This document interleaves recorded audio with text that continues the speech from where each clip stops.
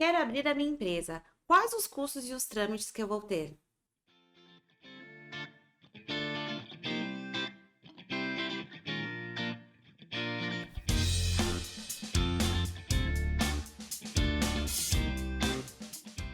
Olá, pessoal, tudo bem? Como vocês estão? Hoje eu estou aqui acompanhada só de uma host. Quem será ela? Tadã! Michele! Olá, oi Nath, olá pessoal, é um prazer estar aqui com vocês novamente. Para quem não me conhece, sou Michele Francisco, contadora e analista tributária, e é muito bom estar aqui com você, Nath. Né? Hoje vocês vão sentir falta da nossa advogata Laís. Demos uma folguinha para ela, porque até hoje ela não deixou de gravar um episódio desse podcast. Então hoje ela foi treinar. Vocês acreditam? Foi treinar. Então uma folguinha para ela, ela merece, né, É gente? verdade. Eu tô sentindo falta do bom dia, boa Boa tarde, tarde, boa boa noite. noite. É sobre isso, né? Bom, gente, o que que a gente vai falar hoje com vocês? Sobre abertura de empresa. Vamos começar, Mi? Vamos. Bom, para abertura de empresa é preciso seguir alguns passos. Então a gente selecionou aqui alguns tópicos que a gente julga ser importantes para vocês. E quem vai começar contando é a Michelle. Isso.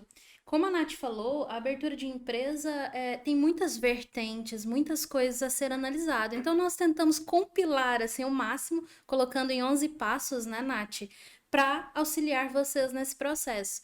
Nath, e sabia que nesse primeiro quadrimestre agora de 2023 foram abertas 1,3 milhões de empresas, Nossa, só que de legal, janeiro a né? abril. É, Muito hoje em bacana. dia, eu acho que até por conta das redes sociais, né?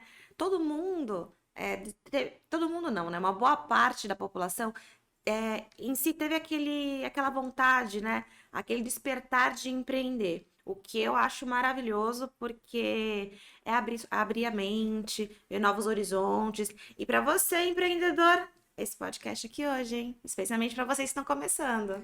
É verdade. E eu vou começar então falando do passo número um, que é o seguinte: elabore um plano de negócio.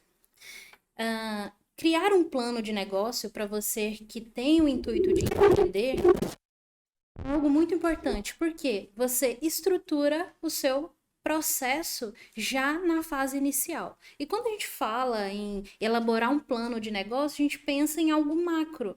Mas o ideal é você transformar isso em micro para ficar mais fácil de você fazer. Mas como eu faço isso? Tem várias formas de você fazer um plano de negócio, até no Google mesmo, você pesquisando, tem ferramentas, tem sites que auxiliam Legal. a pessoa a fazer um plano de negócio. E eu trouxe aqui 7 questões para você que está começando pensar nisso, responder para você mesmo e principalmente anotar ou utilizar uma ferramenta para isso, que é o seguinte: primeira coisa, qual o diferencial do seu produto e do seu serviço para você que quer abrir uma empresa? Então, esse é o primeiro ponto, né? O que você vai oferecer, o que você vai levar de diferente do seu concorrente, agregando valor ao seu produto e serviço. 2, defina o seu público-alvo. Então, você precisa descobrir quem que é a sua persona, quem é o seu consumidor e definir o seu público. Verificar se onde você quer abrir a sua empresa, se tem aquele público-alvo. Isso é super importante. 3, tudo isso dentro da elaboração de um plano de negócio, tá, pessoal? 3, fazer uma análise de mercado e da concorrência. Ou seja, o seu principal concorrente, qual ferramenta de gestão ele utiliza, o que o seu consumidor pensa, né, ou entende sobre o seu concorrente. Conhecendo mais sobre ele, você consegue sair já com um passo na frente. Análise de fornecedores. Qual é mais vantagem? Eu comprar de um distribuidor ou eu pegar direto da indústria? Mas será que pegando da indústria, que o meu custo é um pouco menor do que do distribuidor, mas e o custo de logística para Sim. chegar até mim? Né? Então, essa análise também é importante. Um plano de marketing, já no início, como você vai levar o seu produto até o seu consumidor nessa fase inicial? Qual o seu plano de marketing para isso? Um plano operacional estratégico, que é a formação da sua equipe, das pessoas que vão trabalhar com você. E também um plano financeiro, que seria a estruturação financeira através de uma planilha de orçamento, por exemplo, ou um software que te auxilie nisso para você ter uma previsão de quais custos iniciais você vai ter após a criação da sua empresa e não ser pego de surpresa. Então, espero que vocês tenham anotado esses 7 pontos que é dentro de um plano de negócio para você fazer a sua abertura da sua empresa já tendo essas 7 Acho que respostas. seria legal depois a gente colocar nas redes, né, Mi? Esses 7 pontos, acho que seria Sim, interessante. sim, Para na você, legenda, né? antes de tudo, você precisa desses primeiros passos, né? Então é muito importante, a gente vai deixar para vocês depois nas redes sociais e a gente deixa na descrição também do vídeo, se der. O que que tu Sim, acha, sim, eu acho uma boa, pode né? ser. Bom, e quais os tipos de empresas, né, que existe? Eu vou falar para vocês de alguns tipos. O MEI. O MEI é o microempreendedor individual. Ele foi criado com o intuito de formalizar aquelas pessoas que prestam tipo, serviços que antigamente eram vistos como Informais, né? informais, isso, informais. Como a manicure, cabeleireiro, e dentre outros tipos, né? Então, o primeiro tipo é o MEI. A gente tem também o empresário individual, que é aquela pessoa que não tem sócio. Então, se você quiser abrir sozinho uma empresa, começar pequenininho, você pode abrir uma empresa individual. A gente também tem as sociedades limitadas. As limitadas são grupos de pessoas, né, que elas têm cotas. Ela pode ser tanto unipessoal, quando não se tem sócio, mas no unipessoal é bom lembrar que se futuramente você quiser vir ter um sócio, você pode fazer alteração do contrato, porque ela faz parte desse regime desse tipo de empresas, sociedades limitadas. E também tem a outra parte da sociedade limitada, que é aquela que tem sócios, né? Onde tem um ou mais sócios, cada um vai ter sua cota, vai responder de acordo, os sócios vão responder perante a Receita, perante todos os órgãos, de acordo com o que estiver no contrato social. Então, muitas vezes, ambos respondem, outras vezes somente um responde, né? E a gente também tem as sociedades anônimas, que é aquelas empresas que a gente vê na Bolsa de Valores, onde tem as ações, então não são cotas, são ações. E como eu vou saber qual tipo de empresa se enquadra melhor na minha situação? É muito difícil, você que quer abrir uma empresa sozinho identificar. Tirando se você for uma pessoa que trabalha de maneira informal, inicialmente a gente te indica o MEI. Mas tirando isso, é bom procurar uma contabilidade ou alguém que entenda do assunto, porque é muito importante, né, Mi? Porque você vai gastar dinheiro com um contrato, você vai gastar dinheiro com várias coisinhas e é melhor você adquirir um conhecimento que não é simples, né? Que nem todo mundo tem. Então, para você abrir sua empresa da melhor maneira possível, contrate um contador, alguém que entenda, porque vamos começar tudo direito, a gente está te dando passo a passo. Então, fica a dica, viu?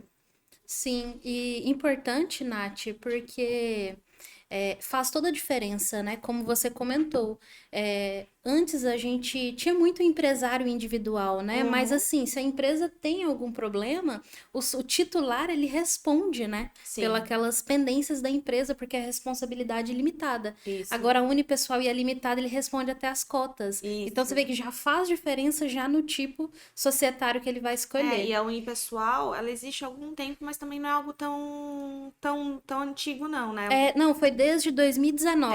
É algo que faz pouco tempo e é uma opção para depois você ir trabalhando, você ir mudando, se você quiser colocar um sócio, né, na sua Sim, empresa. a Unipessoal, ela inclusive substituiu a Eireli, né? Isso mesmo. Tinha bastante a Eireli, que era também de responsabilidade limitada, só que a diferença era que no Eireli você tinha que entrar com um aporte de capital social de 100 salários mínimos, né? Isso. E agora a Unipessoal não precisa mais Não precisa. dessa exigência. Isso mesmo. E complementando, Nath, a gente tem os tipos de enquadramento, né, também que são o ME e o EPP, que vem na junção, né, que a diferença entre ME e EPP é questão de faturamento. Então, a empresa que tiver um faturamento ali até 360 mil no ano, ela fica nos critérios de ME, né?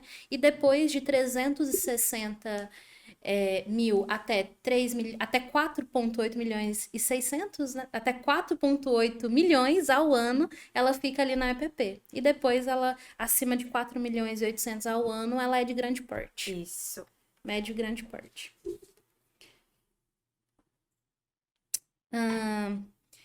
E continuando, então, a Nath falou o tópico 2, que foi referente à questão de natureza jurídica, né? Eu falei o 3.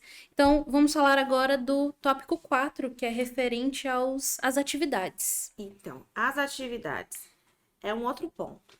Como a Mi falou no começo, você tem primeiro escolher qual vai ser o segmento da sua empresa, daí em diante você vai fazer a análise por que é importante. O que você vai exercer tem que ser de acordo com as atividades de atuação, é um ponto. Outro ponto, dependendo da atividade que você escolher, você entra em enquadramentos de anexos, por exemplo, se você for simples, né, Mi? Sim. Então, dependendo da sua atividade, você pode ou não pagar mais impostos.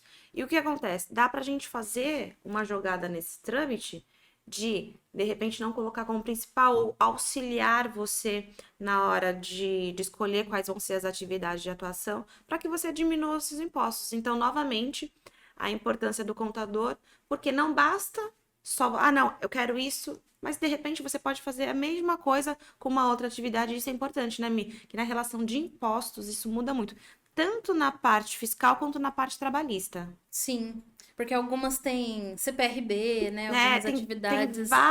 vários impostos que incidem somente por conta da atividade, somente por conta da atividade de atuação, do KNAI que você coloca na sua empresa como principal. Secundários também, na hora de emitir nota, tem que saber com qual KNAI você vai emitir a nota, tem tudo isso, né, Mi? Tem tudo isso. Até porque, como você falou, Nath, tem o KNAI principal, que é um só, e depois vem os KNAIs secundários, que inclusive MEI pode ter até 15 KNAIs secundários e demais empresas podem ter até 99 KNAIs secundários.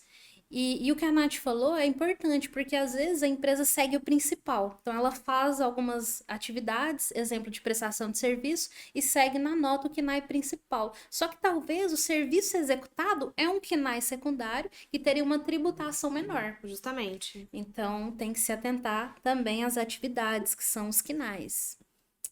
Logo após, pegando esse gancho, nós vamos para o passo a passo número 5, que é definir o regime tributário, que é muitíssimo importante, pessoal, nessa fase de abertura da empresa, porque é onde você define, você está abrindo sua empresa, seu CNPJ, e você precisa definir qual o regime tributário você vai trabalhar a sua empresa durante aquele ano. Então, hoje, aqui no Brasil, nós temos as três opções, né, de regime tributário, que são o Simples Nacional, lucro presumido e o lucro real. Para você definir qual o melhor entre esses três, você precisa contratar um profissional especializado para fazer o planejamento tributário para você. E esse planejamento tributário consiste no seguinte: o profissional ele vai pegar ali a prévia da sua movimentação, porque você vai abrir a sua empresa, então você tem uma prévia de quanto vai ser os seus gastos, de uma média de previsão de faturamento, e ele vai simular a sua movimentação nos três regimes: Simples Nacional, Presumido e Real. Então, ele vai simular e vai ver qual desses três está gerando uma menor carga tributária. Então, o que gerar menor tributo, esse vai ser a melhor opção para você ali durante o ano. Lembrando que a definição do regime tributário, ela é importante ser revisada todo ano. Porque a situação que a empresa está nesse ano pode ser que no ano que vem seja outra coisa muito diferente. Mudou compra, comprou de fora do estado, é outra análise. Empresa cresceu, expandiu, então pode ser que outro regime tributário seja o melhor. Então, assim, para o regime tributário, precisa de ajuda de um especialista, de um contador, um especialista tributário. Mas existem algumas diferenças que eu já consigo passar para vocês aqui, embora não seja o intuito da gente falar sobre parte tributária, né? Mas umas principais diferenças. Por exemplo, se sua previsão de faturamento acima de 4,8 milhões, por exemplo, naquele ano, você já não consegue ficar no Simples Nacional. O Simples Nacional, ele tem esse limite de 4,8 milhões, com um sublimite, né, para estado e município de 3,6 milhões ao ano. Então, se a previsão vai ser ultrapassar, você já teria que ir para um lucro presumido ou para um lucro real. E lembrando que o lucro presumido, ele tem também um limite de faturamento de 78 milhões no ano. Então, também, se a previsão for acima disso, aí você precisa ir para o lucro Automaticamente, real. né? E vamos para o tópico 6, a elaboração do contrato social. Como a gente sempre frisa aqui, contrato é importante. Então, no contrato social, você vai descrever qual vai ser o objeto da sua empresa, vão ter os dados dos sócios, a localização da empresa, quem vai responder perante a Receita Federal, se vai ser em conjunto ou não.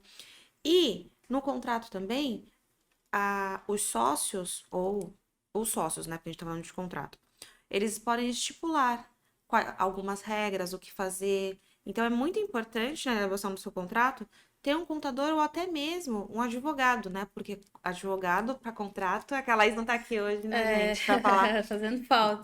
Mas advogado para contrato, dependendo, até se a sua empresa ela tiver várias, tem algumas empresas que a gente sabe tem várias particularidades, então não pode ser um contrato copia e cole. E lá na frente, assim, lá na frente, tem vezes que dá tanto problema por conta de uma cláusula que tá faltando, por conta de um entendimento errado. Principalmente quando a gente fala, tem muitos sócios, né? Ou família, Sim, né? questão de sucessão, né? Se um Sucessão. sócio falece, quem é preferência de compra ou não. Justamente. Então, assim, tem N situações que podem acontecer. Então, para um contrato bem feito, procure alguém especializado, um advogado, um contador, porque contratos importam. Como a gente sempre frisa aqui, contrato é muito importante. E um contrato pode mudar totalmente a situação da empresa, né, Mia? Sim, sim, totalmente. E eu vou aproveitar até esse gancho de contrato social, onde ali, nesse momento do contrato, é onde vai ser colocado os dados da empresa, né? Razão social, nome da empresa, inclusive até deixar um recado para vocês que o último episódio, 16, foi sobre marcas e patentes, então justamente entra nesse processo de abertura de uma empresa. Então você está escolhendo o nome para sua empresa, verifica se já não tem um nome, uma marca, né, criada com esse nome para você não ter problema lá na frente. Então assiste o nosso episódio número 16, que foi com a convidada a doutora Flávia. Maravilhosa. A Nath estava, né? A Nath estava. Tava Foi muito bom, eu Nossa, assisti. maravilhosa, maravilhosa. Ficou ótimo mesmo. E lá tem todos os detalhes de marcas e patentes que vai complementar essa questão de escolha do nome da sua nova empresa. E passo a passo número 7, registro nos órgãos. O que acontece? A abertura da empresa, ela passa por todos os órgãos. Então, ela começa primeiro através de um DBE, que é o documento básico de entrada, que é onde é feito a consulta de viabilidade do nome e das atividades e principalmente a viabilidade do local. Então, através desse DBE, que é o documento básico de entrada, é validado se aquela atividade pode ser exercida naquele local. E sabe que o que é bom também, antes de tudo, porque quando a gente fala em DBE, fala em viabilidade, um contrato de você locou um local. Antes de locar, precisa ver, né? Se você pode exercer aquela atividade, porque dependendo do lugar, na região, a gente está aqui na região de Santos. Tem alguns lugares da região que não pode exercer algum tipo de atividade. Então, isso é Sim. muito importante frisar antes de você fechar contrato de locação. Você pode exercer a sua atividade naquele local. Exato. E já aconteceu. Já aconteceu de cliente assim, montar a estrutura e não poder. Sem avisar antes, sem pedir para fazer uma viabilidade e não poder. Ô, Nath, e recentemente teve até um caso de um cliente que a gente fez o processo de viabilidade dele e ele já tinha até montado a operação também e não passou a viabilidade. Só que na mesma rua em frente havia uma empresa com uma atividade muito parecida, distribuição de bebidas na época. E não passou. Então você vê que você não pode nem levar no critério assim, ah, não, naquela rua tem igual, Eu então já vou fazer. Pode justamente. ser que mudou alguma regra da prefeitura e agora não pode É mais. isso mesmo. Então tem que consultar. Que é o chamado também uso de solo, né? A gente pede certidão de solo, né? Pra ver se você pode ou não exercer atividade naquele lugar. É. E a Receita Federal, ela deferindo, liberando esse DBE, é feito a junta dos documentos e dado entrada na junta comercial. E aí, na junta comercial, é feito análise, conferência de todos os documentos. Depois de aprovado, junta-se mais alguns documentos, como espelho do IPTU, contrato de locação do local quando alugado, e enviada essa documentação para a prefeitura, para justamente liberação da inscrição municipal, né, O alvará, alvará, e também senha para emissão de nota, quando questões de isso. nota de serviço, essas coisas.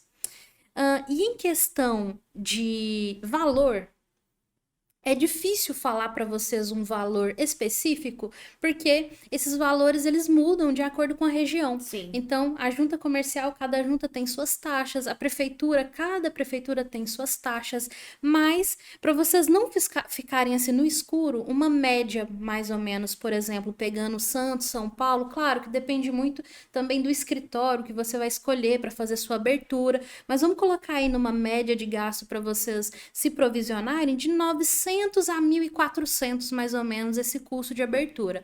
Lógico que depende, se for alguma abertura muito específica, com mais detalhes, esse valor pode aumentar. É, porque além das taxas, você vai ter o custo, né, do profissional que vai estar fazendo para vocês, e isso varia muito, a gente não tem como mensurar, né, quanto cada um vai cobrar pelo serviço. Mas essa Exatamente. média é mais ou menos o que acontece, pelo menos aqui na região Santo São Vicente. Isso. E para você que até para você consultar, vamos até colocar no link aqui, Nath. A junta comercial ela disponibiliza uma tabela todo ano das taxas. Então, de acordo com o tipo societário. Então, exemplo, empresário individual, taxa X, Isso. né? Sociedade limitada, taxa Y. Então, a gente vai deixar aqui no link o link da tabela da junta comercial para vocês consultarem aqui de São Paulo e demais estados também tem para essa consulta. E a parte de alvará, como funciona? Bom, como a Mi falou, para você dar entrada no seu alvará, você precisa de algumas documentações, né? O alvará é um passo após você já ter o contrato social feito, já ter CNPJ emitido. Aí você vai precisar de espelho do IPTU, contrato de locação, contrato social, CNPJ, documentos dos sócios. Vai precisar fazer a parte de bombeiros AVCB. Então, existem várias documentações que precisam ser juntadas, enviadas para a prefeitura. Vou só na prefeitura e envio? Não. Tem todo um processo a ser preenchido. Vai um fiscal vistoriar para ver se está tudo igual, você passou igual documentação, está tudo certinho. E se eu não tiver alvará, se você não tiver alvará, vai passar um fiscal, vai te dar uma notificação, vai te dar um prazo para que você possa regularizar essa situação. Ou muitas vezes o processo de alvará ele demora um pouco, mas se você já deu entrada na prefeitura, eles não vão te multar porque a culpa não é sua por conta de tem vezes que demora mais de anos, né, para sair o alvará definitivo. Quando tem pendência, Quando principalmente de pendência, AVCB, né? tem vezes que demora Aí mesmo. gera o protocolo, né? Justamente. Mas o alvará não tem como ficar sem alvará, tá, gente? Porque você pode ser penalizado caso você não tenha. E outra, sem a gente já viu tantas coisas acontecerem, né? Com o acidente, por exemplo, da Boate Kiss. Eles estavam sem alvará. Sim. Então, assim, é um risco também. A sua segurança dos seus funcionários, dos seus clientes, de quem frequenta os lugares, né? Que você tem empresa. Então, o alvará ele é muito importante e ele vai te poupar de muita coisa, além da segurança, né? Em si, porque vão os bombeiros para a AVCB, vão fiscal da prefeitura. Então, ter alvará é importante. Não achem que é só uma Burocracia, burocracia, né? não. É A gente, como necessário. o caso citado, foi um dos casos que, infelizmente, tiveram fatalidades. e a empresa em questão não estava de acordo com as normas, porque existem normas a serem seguidas de segurança, não estava de acordo e acabou acontecendo tudo o que aconteceu, né? É Se verdade. tivesse alvará, provavelmente já tinham pedido para fazer, para regularizar, tudo isso não teria sido algo tão grave quanto foi, né? É, o local estaria mais Mais seguro. seguro. É. E até um adendo que a gente costuma falar também, que quando você já vai fazer a locação do local de escolha para ser a sua empresa, sua loja, seu comércio, já verifica se tem AVCB. Acontece muito também. Uhum. Aluga, às vezes até na emoção, né? É um bom local e tal. E depois, quando vai tirar, vai ter a vistoria do bombeiro para tirar o AVCB, tá faltando isso, tá faltando aquilo. E Muita quando é coisa. prédio, que aí depende também da construção, de outros detalhes, então é bom, antes de locar, já pede pro proprietário, tem o AVCB do É, local? porque assim, aí você pega um prédio, uma loja, por exemplo, um comércio térreo, vão pedir o AVCB do prédio inteiro. É. Aí como é que você faz? Se os condôminos não querem, porque o maior problema são os condôminos fazerem, né? Porque não depende só de você. Se é algo que depende só de você, você vai fazer para sua empresa, tudo bem. Mas aí você tem que levar em consideração também, antes de locar, o custo, porque não é barato, dependendo da sua estrutura. Então, assim, ver como é que já estão as coisas, tem que fazer acessibilidade, tem inúmeras coisas que devem ser feitas. Então, tudo isso vai ter que entrar no seu custo. Então, é bom ligar esse alerta para que vocês possam estudar tudo isso perante o local que vocês vão escolher, justamente para não perder um dinheiro que não estava provisionado, né? Não ter essa surpresa, né, chegando. Justamente. Passo a passo número 9, inscrição estadual, que é uma inscrição para o Estado, na verdade, o Estado que emite, que é a Cefaz, que é a Secretaria Fazendária Estadual, que essa inscrição estadual ela é obrigatória para quem tem atividade de comércio. Então, quando você tem uma atividade de comércio que você é contribuinte do ICMS, ou transportadora, por exemplo, que é contribuinte do ICMS, você é obrigado a ter uma inscrição estadual. Então, quem faz essa emissão é o Estado pela Secretaria Fazendária Estadual. E não tem taxa para tirar a inscrição estadual. E um adendo também, que eu anotei aqui, que é referente carta de vacância, que também acontece muito em processos de abertura, que é você aluga um local que está desocupado e aí envia os documentos para dar entrada. E quando vai tirar a inscrição estadual, a Cefaz verifica que naquele endereço ainda tem um CNPJ, uma inscrição estadual lá ativa, que, por exemplo, o antigo locatário que estava lá saiu do local e não fez uma alteração de contrato, né? Tirando. Acontece muito, Acontece né? muito, tirando a empresa daquele local. E aí o Estado notifica, né? Dá a pendência. Olha, já tem uma inscrição estadual nesse local, a gente não pode colocar uma nova. E aí é feita uma carta de vacância, que é como se fosse uma carta de desocupação, né? Falando que realmente a empresa não está naquele local, para aí sim dar continuidade no processo de abertura. E quais os custos para manter o CNPJ ativo depois da abertura? Bom, gente, isso vai depender muito do escritório de contabilidade que vocês contratarem. Por quê? Cada um vai ter um valor de serviço, né? Um valor a cobrar. Então, tem empresas que pagam meio salário mínimo, tem empresas que pagam um salário mínimo. Depende da quantidade de funcionários que você vai ter, depende da sua movimentação fiscal. Então, assim, tem vezes que uma empresa ela não tem funcionários, ela tem uma movimentação fiscal muito grande. Então, consequentemente, vai ser cobrado por conta da quantidade de serviço, independente dos setores, né? Então, existe uma tabela de contabilidade para contabilidade, onde tem umas que cobram por funcionário, a cada X número de funcionários, ou então o tanto de movimento fiscal que é tido no mês. Então, ao certo, muitas contabilidades, muitas, né? Cobra meio salário, um salário, aí tem, dependendo do seu movimento, cobra um valor 3, 4, 5 salários, vai depender do tamanho da sua empresa.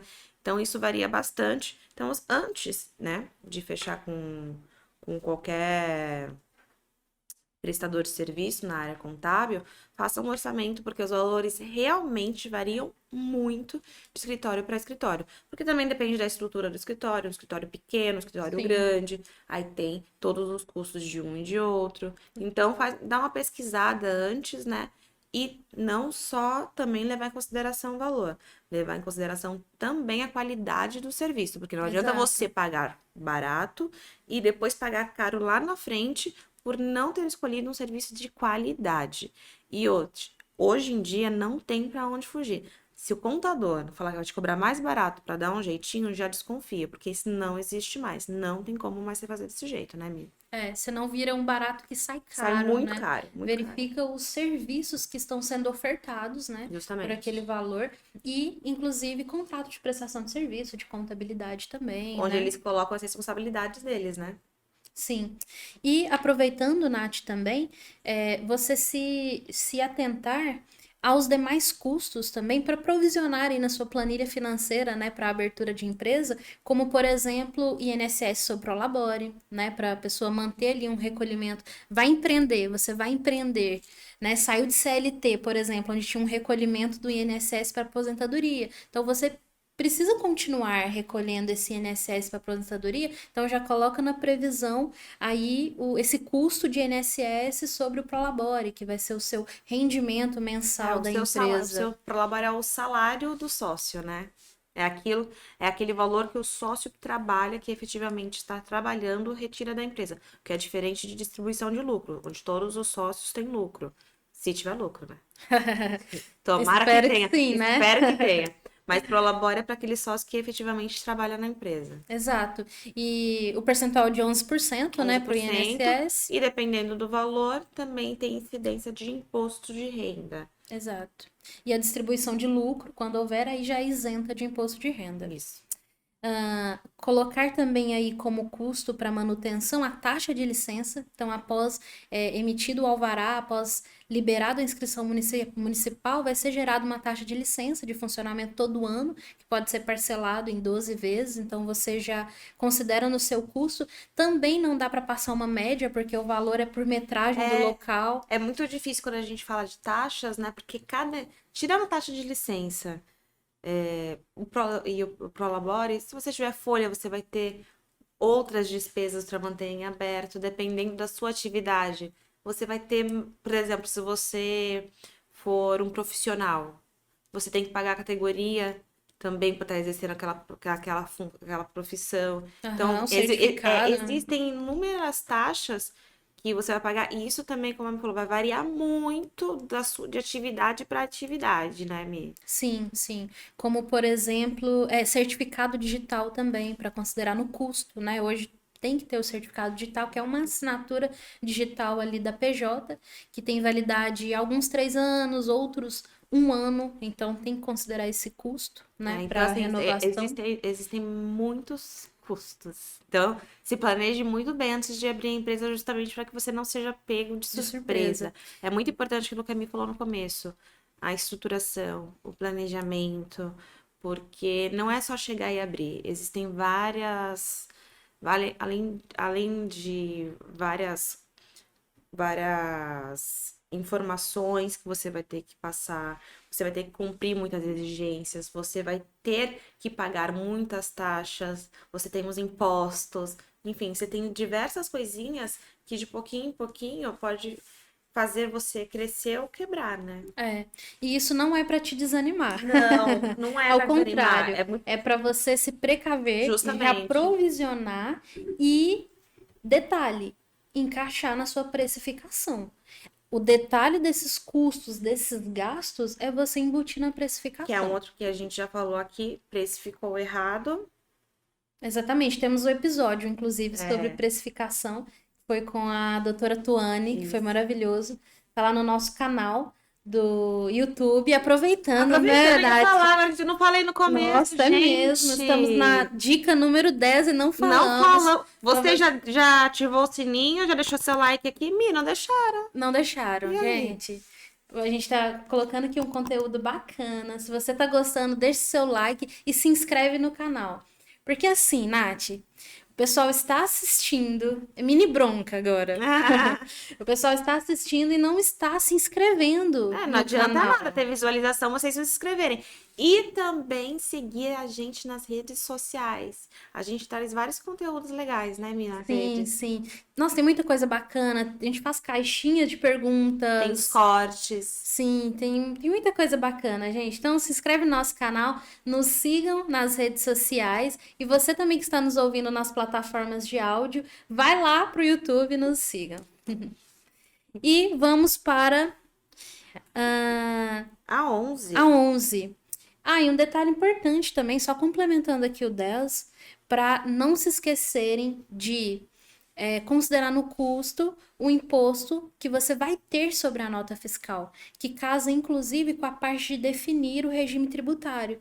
Porque quando você contrata ali um profissional para ele te ajudar a definir o melhor regime tributário, ele já vai te falar qual que é a previsão do seu imposto sobre a nota. Então você já abre a sua empresa já sabendo, ah não, nos meus produtos eu vou embutir tal custo de tributos. Ou no meu serviço, eu sei que se eu emitindo as notas fiscais, eu vou ter um custo X de tributos, né? E o 11, passo a passo 11, que é implantar um software para gestão financeira e administrativa, que é importante, pessoal. É um custo também que vai entrar ali para você. Hoje tem softwares numa variedade enorme de preços, de valores. Então, tem softwares com valores altos e tem softwares de R$ 100, por exemplo. Tem softwares de R$ 59, de R$ 49. Hoje tem uma variedade. Né? O que muda são as ferramentas, são aquilo que os softwares oferecem. Tem softwares, na verdade, que iniciam até gratuito e depois você vai liberando os módulos Conforme for precisando, conforme né? for precisando. Mas a necessidade de ter um software não é só a emissão de nota fiscal, mas o seu controle administrativo, gerencial, financeiro, porque você tira muita coisa do manual e deixa de forma automatizada. Então você acaba ganhando mais tempo no seu negócio, né, Nath? Isso. E assim, além de mais tempo, controle, né? Controle é Sim, muito importante, porque ali você pode fazer todos os lançamentos, você pode enxergar a realidade da sua empresa, que talvez se você não for uma pessoa tão organizada, você, além de ser organizada, é uma pessoa instruída, porque você tem que saber, né, fazer os lançamentos, onde lançar o quê, como faz, sim, e tem alguns softwares que são bem completos, que conseguem te mostrar se você está indo, tá seguindo no caminho certo ou não, né? Isso é muito exato. importante. Os índices, né, de Tem vezes que o liquidez. valor que você usa com software, às vezes não, é investimento, né? E é um Sim. bom investimento para você poupar tempo. E esse tempo que você poupa tendo software é o tempo que você vai estar investindo na sua empresa para ganhar dinheiro, né? Exato. E para tomar decisões assertivas, né? Sim, Porque boas decisões você toma quando você tem informações ali à sua disposição. Então, se você é. olha, você tem, ah, não, tem um DRE gerencial, gastei isso e aquilo, já vou tomar melhores decisões. Agora, quando tá no escuro as Você informações, pode seguir por um caminho que depois não tem mais volta. Ou se tiver, vai te gerar muita dor de cabeça antes de trazer tranquilidade novamente, exato. né? Sim. Então, E a gente abriu uma caixinha de perguntas essa semana e nós selecionamos 3 perguntas para estar respondendo aqui para vocês, tá? Bom, a primeira pergunta é: quem abre empresa perde seguro-desemprego? Bom, se você tem algum CNPJ no seu nome, você não tem direito ao seguro-desemprego. Por quê? Porque o governo entende que você tem uma renda. Então, se você tem renda, você não está desamparado, você não tem direito a esse seguro. Uma exceção são para mês. Só que é complicado. Não é simplesmente, eu tenho MEI, eu vou conseguir o seguro. Não. Primeiro, você tem que provar que seu MEI, ele não tem movimentação, que você não faturou com o seu MEI. Você vai precisar entrar com um recurso para isso, porque automaticamente, quando você der entrada no seguro, você vai ser barrado porque tem um CNPJ no seu nome. Desse recurso vai depender muito de quem for analisar. Então, assim, não é porque você é MEI e tá inativo que você vai conseguir, tá? Eu já tive casos, você lê, é muito bonito. Falar que MEI consegue, é fácil de. Não, não é tão fácil assim, porque a gente já teve casos de pessoas que conseguiram e pessoas que não conseguiram. Então, Se você não está movimentando o seu MEI, de repente seria melhor para poder, e está precisando desse dinheiro, seria melhor encerrar e mais para frente você abre novamente o CNPJ. Tem vezes que a pessoa abre o CNPJ, abre o MEI e nem usa, né? Só fica gerando uma dívida porque acaba não pagando também O DAS ali os mensal. DAS mensalmente, né? Então vai depender de como tá a sua situação, mas num todo, se você tem CNPJ no seu nome, você é sócio, você não consegue dar entrada no seguro-desemprego, tá? Uma outra pergunta que colocaram foi: tenho que declarar o IR, ou melhor, tenho que declarar no IR a abertura de empresas? E a resposta é sim. Quando você abre uma empresa e você vai fazer o seu imposto de renda físico, você vai declarar as cotas que você tem nessa empresa lá na ficha de bens e direitos. E também todo ano vai ser gerado um informe, né, de rendimentos, mostrando se você teve prolabore, que foi o seu salário da empresa, e também o valor que você tirou de lucro, e também vão ser lançados no seu imposto de renda físico. E mais uma última pergunta. Pessoa que tem restrição financeira pode abrir CNPJ? Pode, porque não vai ser verificado Serasa, SPC, nada disso.